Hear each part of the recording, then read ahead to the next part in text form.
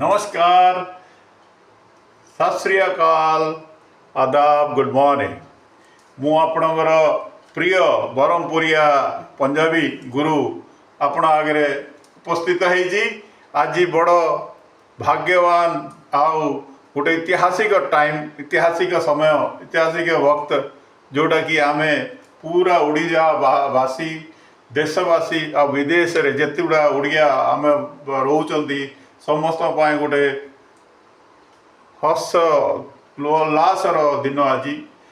आज आमर जगतंकर नाथ जगन्नाथंकर बावड़ा यात्रा आमे सब पूरी रे बावड़ा यात्रा देखुचु, टीवी रे देखुचु, जाइए लाइव देखुचु, आओ निजे जाइए दर्शन करुचु। मात्र आज आपण गोटे इंडियार रथ यात्रा देखेबी जोटा कि से रथ यात्रा हेले से रथ टाणिले जाइए पुरी रे टणा जाए।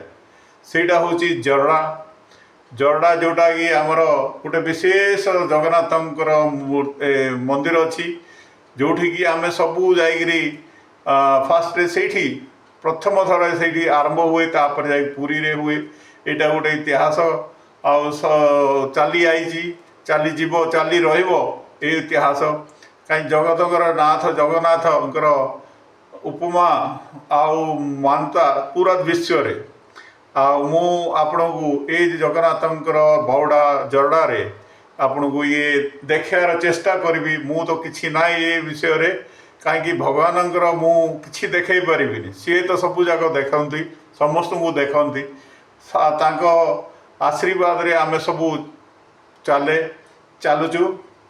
आ गोटे मोर रिक्वेस्ट हो बेनती हो कि गोटे आग्रह हो कि मोर ओडिया एते सुस्थ स्वस्थ नहीं जे मु आपको किसी कही, मात्र मु चेष्टा करी पूर्ण चेष्टा करी जे आपण पूरा ओडिया रे एका जनइबी आपण मोर ओडिया सही सही जीवे जे ये हो कहूँ तो कहूँ दाढ़ी वाला गोटे पंजाबी बरमपुरिया पंजाबी जोटा कि मु ए चैनल बनार कारण हूँ जे मु आप ओडिया रे गोटे जड़े पंजाबी जार जन्म ये मोर जन्मभूमि हूँ कर्मभूमि हूँ बरमपुर ओडिशा। मुझार गर्वित किए भी ओडिशार कौटी भी वर्ल्ड रे मुझे कौटी भी किए कौन कहे ओडिशा मुझे जाकि झगड़ा करे मो विषय रे मो ओडिशा विषय रे उत्कल विषय रे कलिंग विषय रे जड़े जे आमर सौंदर्य आमर पावरटा केते आमर शक्तिटा केते आमे अच्छू तो दुनिया अच्छी कहीं आम पाखे जगतंकर नाथ जगन्नाथ अच्छी। नमस्कार।